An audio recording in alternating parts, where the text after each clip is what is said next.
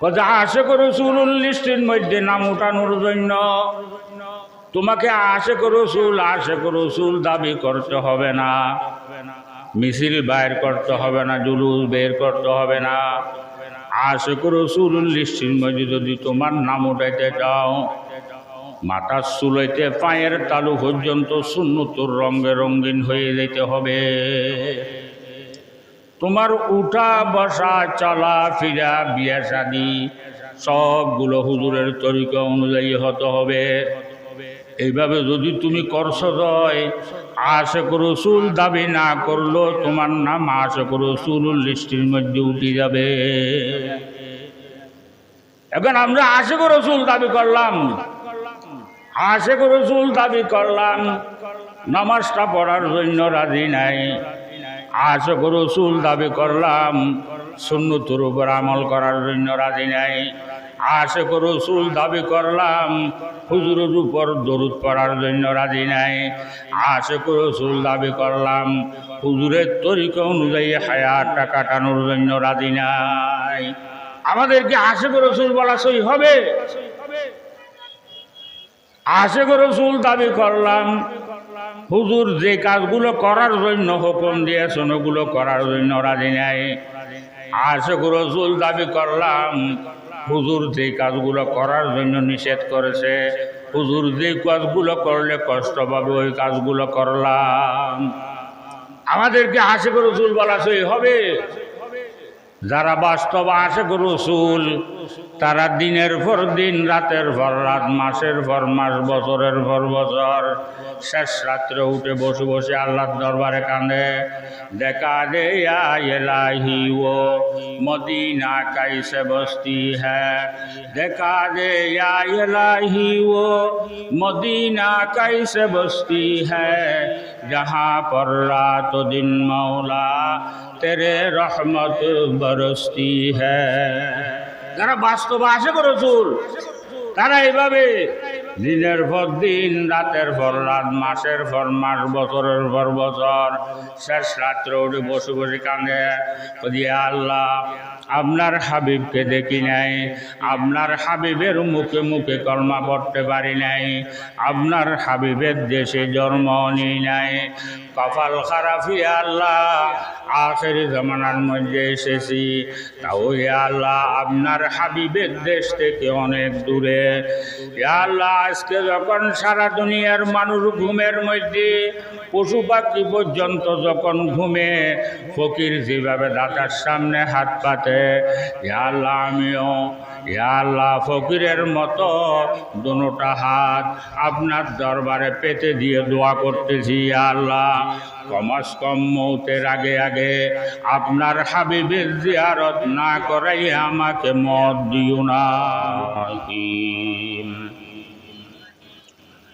ইন্নাকা হামিদুম মাজিদ। اللهم بارك على محمد وعلى آل محمد كما باركت على إبراهيم وعلى آل إبراهيم إنك حميد مجيد. فقد قال تعالى في كلامه المجيد وفرقان الحميد: أعوذ بالله من الشيطان الرجيم. بسم الله الرحمن الرحيم. قل إن كنتم تحبون الله فاتبعوني يحببكم الله. صدق الله العظيم. وقال رسول الله صلى الله عليه وسلم: من أحب سنتي فمن أحبني ومن أحبني كان معي في الجنة. أو كما قال عليه الصلاة والسلام উপস্থিত ওয়াজিবুল ইহতিরাম উলামায়ে কেরাম মুরব্বিয়ানে আযম এবং দূর দূরান্ত থেকে আগত ইসলাম পিপাসু ভাইয়েরা, আমি সর্বপ্রথম মহান আল্লাহ রব্বুল আলামিনের দরবারে শত কোটি শুকরিয়া জ্ঞাপন করছি, যিনি আমার মতো একজন অগণ্যকে এই দামি জায়গা, দামি বৈঠক, দামি মানুষদের সামনে বসে দোয়া নেওয়ার জন্য সুযোগ দান করেছেন। আসলে যেই কোনো ভালো কাজে শরীক হতে পারা, এটা আল্লাহ পাক সুবহানাহু ওয়া তাআলার অসীম দয়া এবং মেহেরবানি যদি না হয় কারো পক্ষে সম্ভব নয়। না হয় আমাদের মতো কত মানুষ কত কাজ ব্যস্ত, কেহ বাজারে বাজারে ঘোরাফেরা করে সময় নষ্ট করতেছে, কেহ চার দোকানে বসে বসে টিভি দেখতেছে, কেহ রেডিওর গান শুনতেছে, না হয় অযথা বসে বসে গপগুজর করে সময় নষ্ট করতেছে। এগুলো সবগুলোর থেকে আল্লাহ পাক সুবহানাহু ওয়া তাআলা আমাদেরকে বাঁচায়। এমন এক বৈঠকের মধ্যে আসার জন্য তৌফিক দান করেছেন, যেই বৈঠকের মধ্যে আল্লাহ এবং আল্লাহর রসুলের কথাবার্তা আলোচনা হয়। যেই বৈঠকের মধ্যে আল্লাহ এবং আল্লাহর রসুলের কথাবার্তা আলোচনা হয়, বৈঠক সেটার দাম কত? জনাব মুহাম্মদুর রাসূলুল্লাহ সাল্লাল্লাহু আলাইহি ওয়াসাল্লাম ইরশাদ ফরমান, আমরা যে যত দূর থেকে এই বৈঠক পর্যন্ত এসেছি, অত দূর জায়গা আমরা বেহেশতের দিকে কাছে করে নিয়েছি। তাইলে দেখেন কত দামি বৈঠক। এই বৈঠকের মধ্যে আমাদেরকে আসার জন্য, বসার জন্য, আল্লাহ এবং আল্লাহ রসুলের কথাবার্তা শোনার জন্য আল্লাহ পাক সুবহানাহু ওয়া তাআলা আমাদেরকে তৌফিক দিয়েছেন। এটা আল্লাহ পাক সুবহানাহু ওয়া তাআলার অসীম দয়া এবং মেহেরবানি ব্যতীত আর কিছু নয়। সেজন্য আমরা শুকর আদায় করি আলহামদুলিল্লাহ।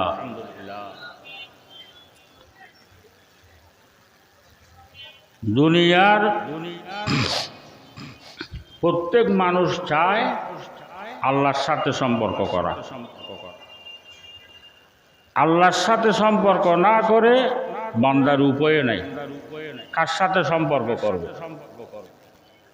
যে খোদার জমিনের উপর আমরা থাকতেছি, যে খোদার আসমানের নিচে আমরা বসবাস করতেছি, যে খোদার সূর্যের আলো আমরা ব্যবহার করতেছি, যে খোদার চাঁদের কিরণ আমরা ব্যবহার করতেছি, যে খোদার অগণিত নিয়ামত আমরা ব্যবহার করতেছি, এমনকি আমার মাথার চুলেতে ফায়ের তালু পর্যন্ত আমার বলতে পারবো যে সেরকম কোনো জিনিস আমার কাছে নাই।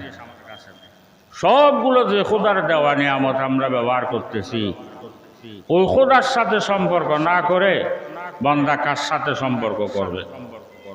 সেই জন্য সারা দুনিয়ার মানুষ চায় আল্লাহর সাথে সম্পর্ক করা,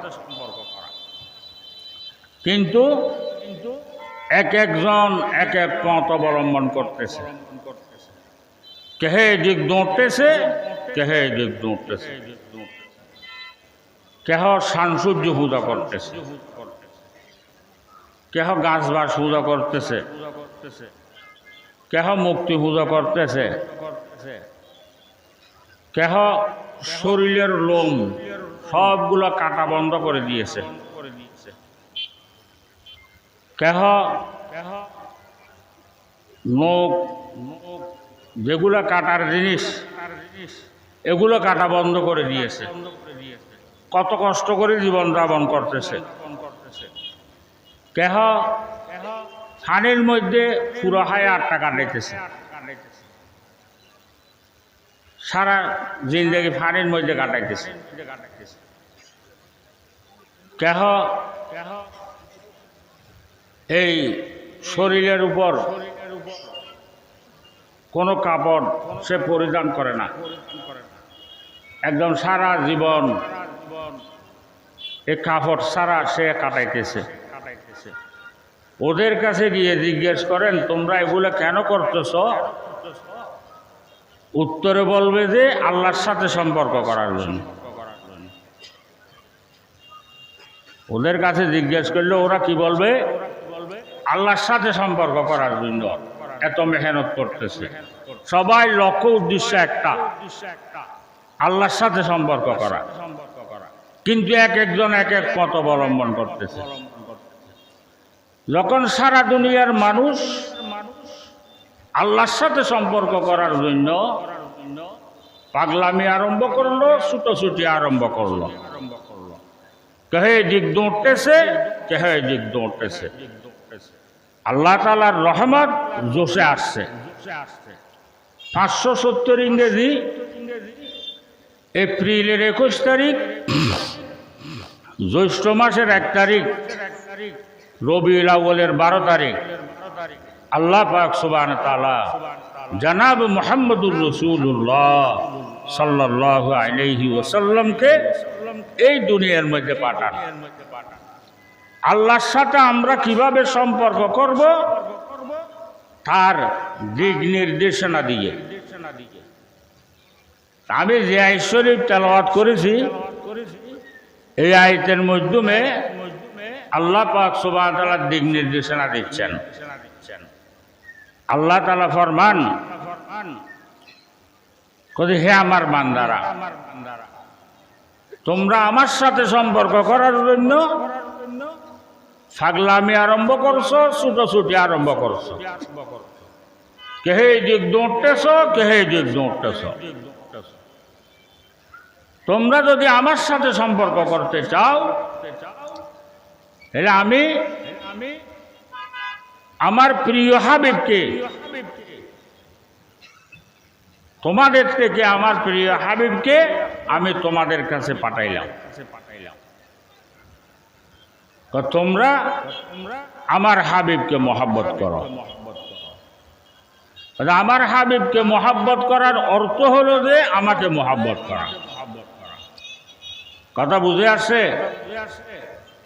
আল্লাহ পাক সুবহানাহু ওয়া তাআলা বলতেছেন আমার সাথে যদি সম্পর্ক করতে চাও তাহলে আমার হাবিবকে মহব্বত করো। আমার হাবিবকে মহব্বত করার অর্থ হলো যে আমাকে মহব্বত করা। বাকি কথা না বুঝার কিছু নেই। সেদিন আল্লাহর বান্দারা বলতেছেন মোহাম্মদ কি মোহব্বত दीन हक की शर्त अव्वल है, मोहम्मद की मोहब्बत दीन हक की शर्त अव्वल है, उसी में हो अगर खामी तो ईमाना मुकम्मल है। और मोहम्मदेर मोहब्बत हलो दीनेर एकदम गोड़ा, दीनेर एकदम आसल। हुजूरेर मोहब्बतेर मध्य যতটুকু কমতি থাকবে আমরা পরিপূর্ণ মুসলমান হওয়ার মধ্যে অতটুকু অসম্পূর্ণ থাকবে। কারণ বান্দা আল্লাহর সাথে সম্পর্ক করতেই হবে, না করে উপায় নেই।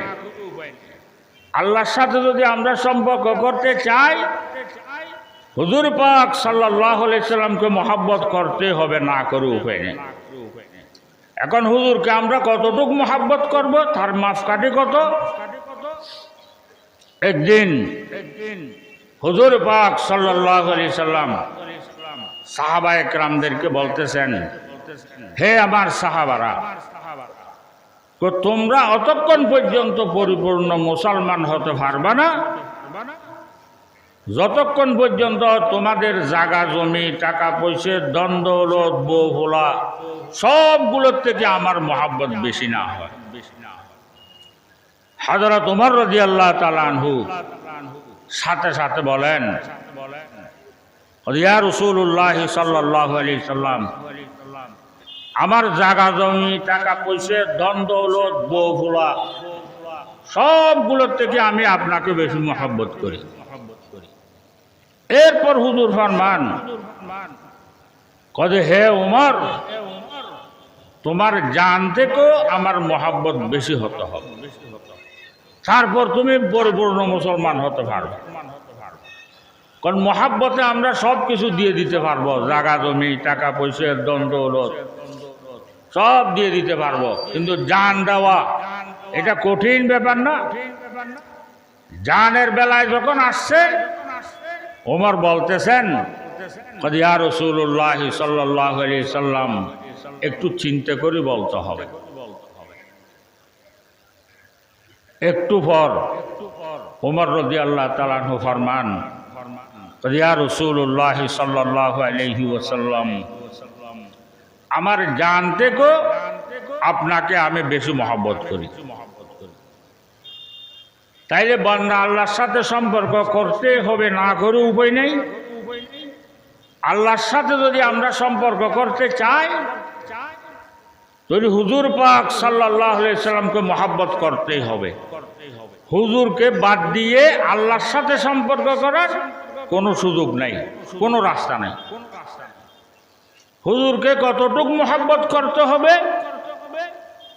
আমার জান, আমার মাল, আমার বউহুলা সবগুলোর থেকে হুজুরের মহব্বত বেশি হতে হবে, তারপর আমরা পরিপূর্ণ মুসলমান হতে পারব। এতদূর সবার কাছে বুঝে আসছে তো? এখন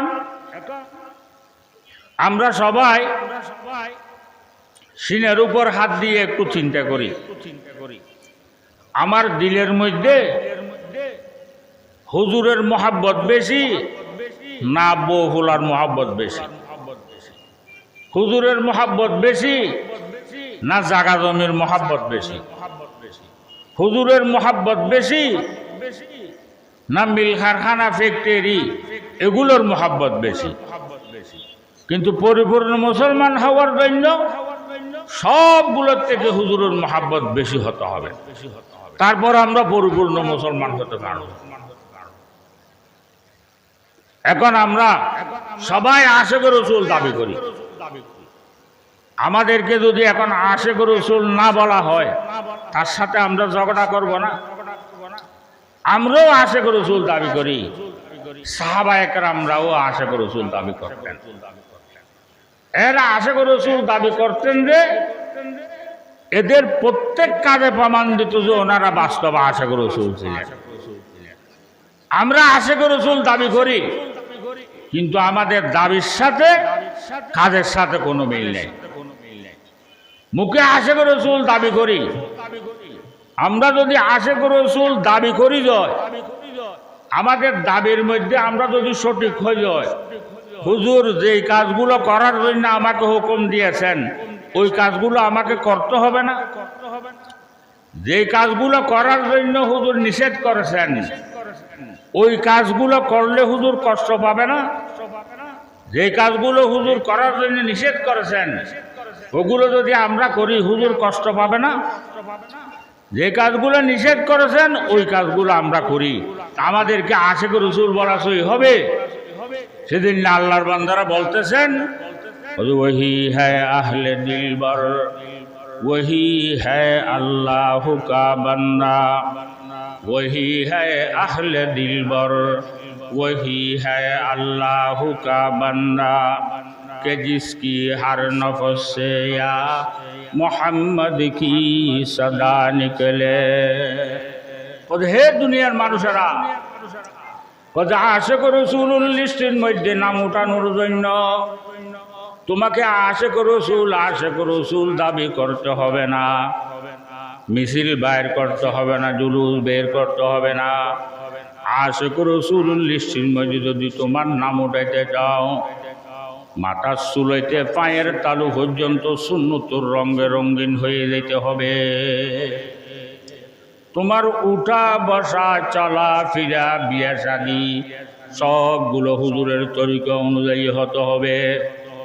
এইভাবে যদি তুমি করছো দয় আশিক রাসূল দাবি না করলো তোমার নাম আশিক রাসূলুর লিস্টের মধ্যে উঠে যাবে।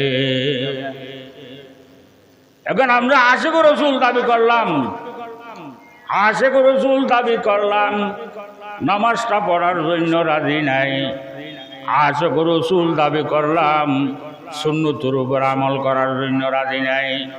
আশিক রাসূল দাবি করলাম, হুজুরের উপর দরুদ পড়ার জন্য রাজি নাই। আশিক রাসূল দাবি করলাম, হুজুরের তরিকা অনুযায়ী হায়াতটা কাটানোর জন্য রাজি নাই। আমাদেরকে আশিক রাসূল বলা সই হবে?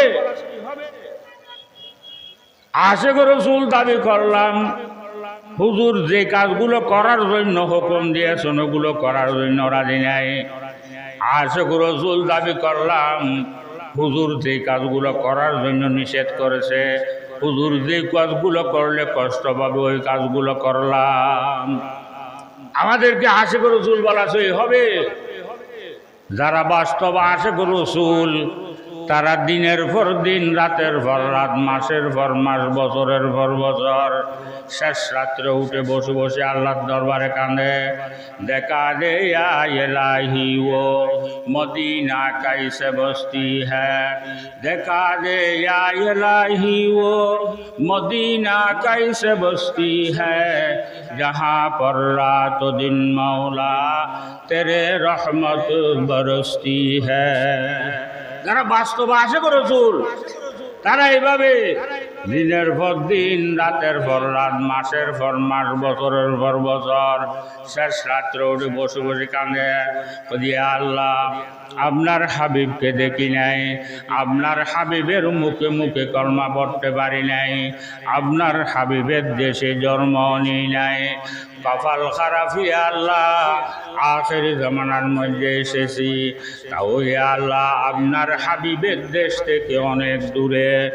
ইয়া আল্লাহ আজকে যখন সারা দুনিয়ার মানুষ ঘুমের মধ্যে, পশু পাখি পর্যন্ত যখন ঘুমে, ফকির যেভাবে দাতার সামনে হাত পাতে, ইয়া আল্লাহ আমিও ইয়া আল্লাহ ফকিরের মতো দুটা হাত আপনার দরবারে পেতে দিয়ে দোয়া করতেছি, ইয়া আল্লাহ কমাস কম মৌতের আগে আগে আপনার হাবিবের জিয়ারত না করাই আমাকে মত দিও না। যারা বাস্তব আশিক রাসূল তারা এইভাবে শেষ রাত্রে উঠে বসে বসে আল্লাহর দরবারে কাঁদে। এই ধরনের একজন বাস্তব আশিক রাসূল ছিল হযরত মাওলানা জামি রহমতুল্লাহ আলাইহি। হযরত মাওলানা জামি রহমতুল্লাহ আলাইহি শেষ রাত্রে উঠে বসে বসে আল্লাহর দরবারে কাঁদে, দেখা দে ইয়া ইলাহি ও মদিনা কাইসে বস্তি হ্যায়, দেখা দে ইয়া ইলাহি ও মদিনা কাইসে বস্তি হ্যায়, जहाँ पर रात दिन मौला तेरे रहमत बरसती है। বসে বসে কাঁদে, কাঁদতে কাঁদতে কাঁদতে কাঁদতে একদিন শেষ রাত্রে তাহাজ্জুদের নামাজ পড়ার জন্য উঠছে। তাহাজ্জুদের নামাজ পড়ার জন্য যখন উঠছে, উযু বানানোর জন্য বসছে, উযু বানানোর জন্য যখন বসছেন, দেখতেছে যে পূর্ব দিক থেকে বাতাস শোঁ শোঁ শোঁ শোঁ করে পশ্চিম দিকে ছুটছে। বাতাস পূর্ব দিক থেকে পশ্চিম দিকে ছুটছে। যখন পশ্চিম দিকে ছুটছে, মাওলানা জামি দাঁড়াইলেন, দাঁড়িয়ে ডাক দিলেন, হে বাতাস। ডাক দেওয়ার সাথে সাথে বাতাস দাঁড়াইছে। বাতাস দাঁড়াইছে, দাঁড়ানোর পর জিজ্ঞেস করতেছে, হে বাতাস তোমরা এত খুশিতে গান গেয়ে গিয়ে কোথায় রওনা হয়েছ? কোথায় যাচ্ছ? কোথায় রওনা হয়েছ? কিতাবের মধ্যে লিখতেছেন, বাতাস কথা বলতেছে, কদে হে মাওলানা জামি, যাদের রাতের ডিউটি ছিল সুবে সাদেক পর্যন্ত তাদের ডিউটি শেষ হয়ে যাবে, সুবে সাদেকের পর আমাদের ডিউটি শুরু হবে। আমাদের নিয়ম হলো আমরা ডিউটিতে যাওয়ার আগে আল্লাহর ঘর বাইতুল্লাহ শরীফের মধ্যে যায়, বাইতুল্লাহ শরীফের মধ্যে গিয়ে বাইতুল্লাহ চারপাশে আমরা তাওয়াফ করি। এরপর আমরা মদিনা শরীফের মধ্যে যাই। মদিনা শরীফের মধ্যে গিয়ে দোনো জাহানের সরদার, সমস্ত নবীদের সরদার, সমস্ত ওলিয়ে বুজুর্গ গোস কুতুব আবদালদের সরদার, আখেরি নবী রহমতুল্লিল আলামিন জনাব মুহাম্মদুর রাসূলুল্লাহ সাল্লাল্লাহু আলাইহি ওয়াসাল্লামের রওজায়ে আকদসের মধ্যে সালাতু সালাম পেশ করি। এরপর আমাদের যার ডিউটি যেখানে আমরা সেখানে চলে যাই।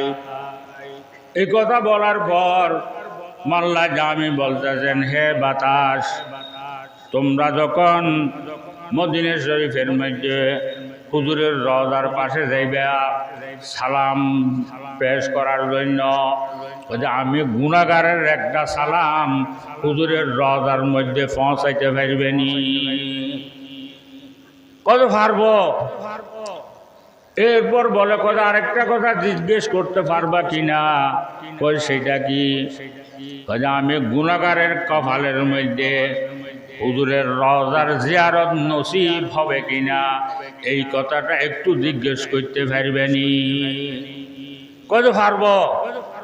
এরপর বাতাস রওনা হয়ে গেছে।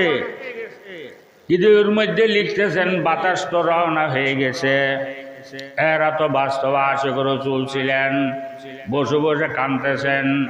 দেখা দে ইয়া ইলাহি ও मदीना कैसे बस्ती है जहाँ पर रात दिन मौला तेरे रहमत बरसती है।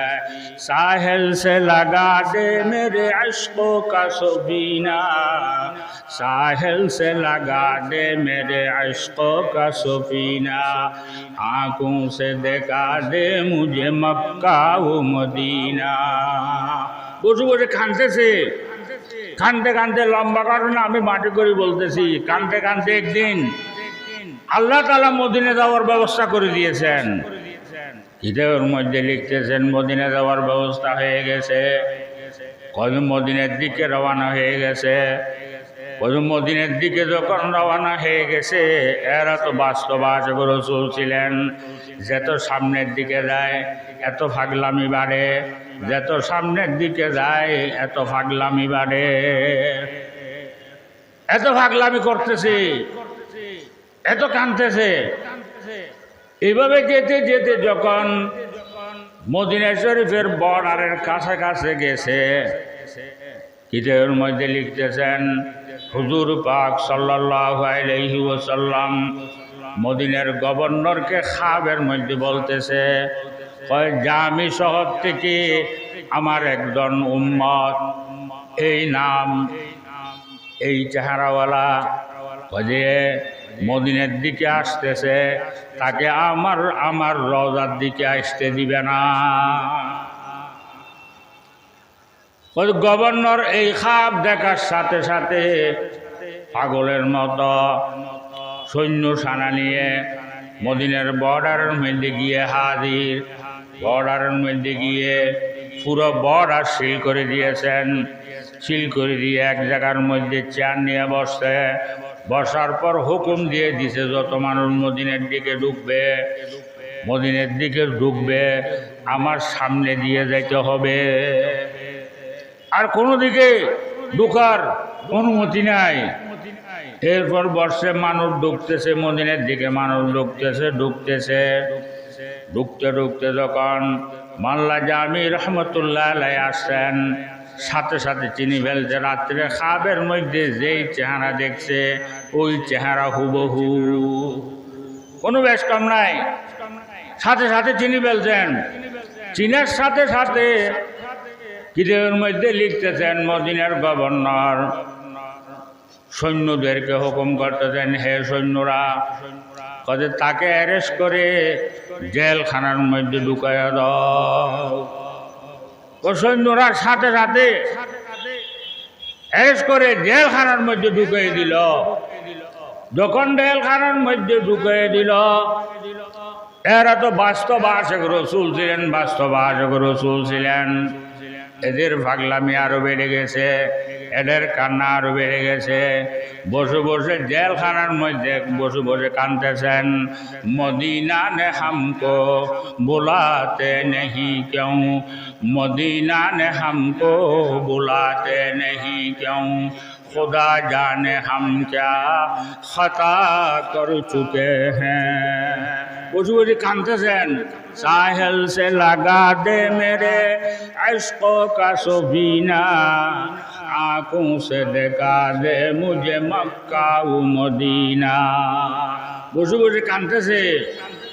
কান্দে কান্দে কান্দে কান্দে কিতাবের মধ্যে লিখতেছেন মাল্লা জামি রহমতুল্লাহ আলাইহি কান্দে কান্দে হুজুর পাক সাল্লাল্লাহু আলাইহি সাল্লাম রাগান্বিত চেহারা নিয়ে মদিনার গভর্নরকে খাবের মধ্যে বলতেছেন, হে মদিনার গভর্নর, তোমাকে আমি মাল্লা জামিকে আমার রওজার দিকে আসতে দেওয়ার জন্য নিষেধ করেছিলাম যে মাল্লা জামি আমার এমন আশেক যে সে যদি আমার রওজার পাশে দাঁড়িয়ে সালাম পেশ করে তার সালামের উত্তর আমি না দিয়ে পারব না। ও সেজন্য তাকে আসতে দেওয়ার জন্য আমি নিষেধ করেছিলাম। তুমি তাকে চোর ডাকাতের মতো জেলখানার মধ্যে কেন ঢুকাই দিছ? কিতাবের মধ্যে লিখতেছেন এই খাব দেখার সাথে সাথে মদিনার গভর্নর ঘুম থেকে উঠে পাগলের মতো জেলখানার দিকে দৌড়তেছে। দৌড়তে দৌড়তে জেলখানার মধ্যে গিয়ে নিজ হাতে জেলের লক খুলে তালা খুলে মাল্লা জামিকে বের করে ফাঁয়ের উপর পড়ছে, কাঁদতেছে, কত হুজুর আমাকে মাফ করে দিবেন, আমি আপনাকে চিনি নাই। এ কথা বলার পর তাকে ছাড়ে দিয়েছে। ছাড়ে দেওয়ার পর মাল্লা জামি রহমতুল্লাহ আলাইহি মদিনার দিকে রওনা হয়ে গেছে। কিতাবের মধ্যে লিখতেছেন যত সামনের দিকে যাচ্ছে এত পাগলামি বাড়তেছে, যত সামনের দিকে যাচ্ছে এত পাগলামি বাড়তেছে, খানতেছে, পাগলামি করতেছে। ও দিন খোদা করে কে মদিনা কো যায় হাম, ও দিন খুদা করে কে মদিনা কো যায় হাম, খাকে দরে রসুল কো সুরমা বানায় হাম। বসে বসে কাঁদতেছে, দৌড়তেছে, কাঁদতে কাঁদতে দৌড়তে দৌড়তে দৌড়তে দৌড়তে যখন মদিনার মধ্যে গেলেন, কিতাবের মধ্যে লিখতেছেন উজু হাজত সেরে উজু আগাইরা করে হুজুর পাক সাল্লাল্লাহু আলাইহি সাল্লামের রওজার পাশে গিয়ে দাঁড়াইলেন।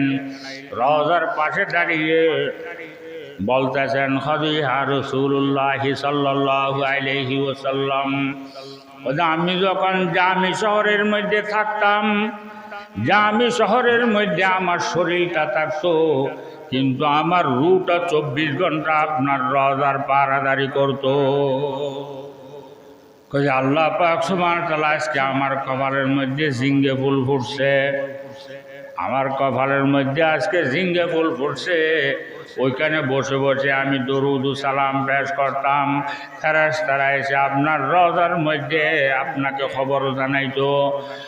আজকে আমার কপালের মধ্যে ঝিঙ্গে ফুল ফুটছে। শরীর এবং রূহ দোনোটা নিয়ে, শরীর এবং রূহ দোনোটা নিয়ে আপনার রওজার পাশে দাঁড়ানোর জন্য আল্লাহ তাআলা তৌফিক দিয়েছেন। শরীর এবং রূহ দোনোটা নিয়ে আপনার রওজার পাশে দাঁড়িয়ে আপনার দরবারে সালাম পেশ করতেছি। ইয়া রাসূলুল্লাহ সাল্লাল্লাহু আলাইহি ওয়াসাল্লাম, আমার সালামের উত্তরটা আমার কানে শুনি মতো দিতে হবে। কিতাবের মধ্যে লিখতেছেন এই কথা বলে সালাতু সালাম পেশ করা আরম্ভ করল। আসসালাতু ওয়াসসালামু আলাইকা ইয়া রাসূলুল্লাহ, আসসালাতু ওয়াসসালামু আলাইকা ইয়া হাবিবাল্লাহ, আসসালাতু ওয়াসসালামু আলাইকা ইয়া রাসূল রাব্বিল আলামিন, আসসালাতু ওয়াসসালামু আলাইকা ইয়া শফিআল মুযনিবিন, আসসালাতু ওয়াসসালামু আলাইকা ইয়া রাহমাতুল লিল আলামিন। সালাতু সালাম পেশ করলেন। সালাতু সালাম পেশ করার সাথে সাথে রওজায়ে আকদসের ভিতর থেকে আওয়াজ আসতেছে, উত্তর আসতেছে, ওয়ালাইকুমুস সালাম ইয়া উম্মতি ইয়া উম্মতি। হয়তো ওই সময় যতগুলো মানুষ রওজা আকদসের মধ্যে ছিল, উপস্থিত ছিল, সবাই হুজুরের সালামের উত্তরটা সমানভাবে সবাই শুনেছেন।